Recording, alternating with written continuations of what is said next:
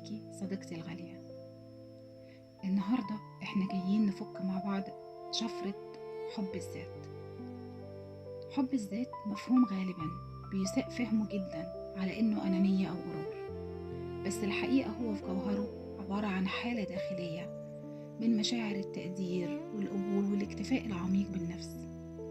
وهنا انا مش بتكلم على انه مجرد شعور ايجابي وخلاص، بالعكس، حب الذات في حقيقته عملية شجاعة جدا بتوصلك انك تعيشي منسجمة مع حياتك، بمعنى انك بتتقبلي نفسك قبول كامل، بتتقبلي اكتر شيء ممكن تكوني بتهربي منه، قبولك لنفسك بالكامل، مش بس العيوب او الاخطاء، لكن كمان الاماكن المظلمة، الاجزاء اللي بنرفضها في نفسنا، اخطائنا، عيوبنا، سيئاتنا، سلبياتنا، مشاعرنا، وخصوصا مشاعر الغضب او الغيرة او الخوف، او حتى اي شعور بالخزي او العار.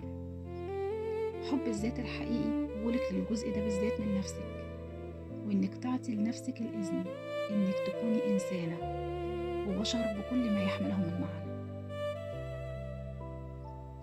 حبك لذاتك معناه انك مش هتعتذري عن كونك نفسك بحقيقتك زي ما انتي، وهتوقفي انك تحاولي تعيشي دايما عشان تلبي توقعات الاخرين منك، او تلبسي اقنعة اجتماعية عشان ترضيهم،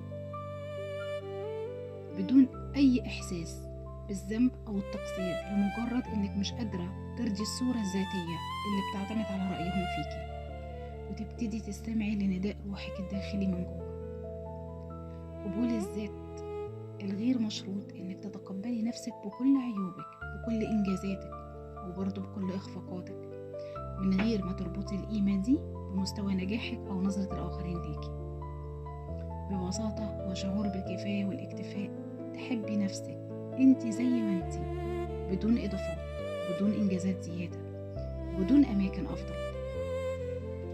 لكن لما تتعودي تقولي لا بذوق، انتي هنا مش بترفضي الناس، انتي بس بتحترمي احتياجاتك ووقتك وطاقتك عشان تقدري تديهم بعد كده. الغريب ان الحدود دي هي اللي بتحسن علاقتنا بالناس فعلا، عشان بتبني علاقة قايمة فعلا على التوازن مش على الضغط، على العطاء والأخذ، مش بس على العطاء. وهتتعلمي انك مش هتضحي لا بوقتك ولا بطاقتك ولا بسلامك النفسي ولا بصحتك، وهتقدري تكملي عطاء، بس عطاء حقيقي. تخيلي كده انت لو وصلت لمرحلة ان مهما حصل بره تقدري ترجعي دايما.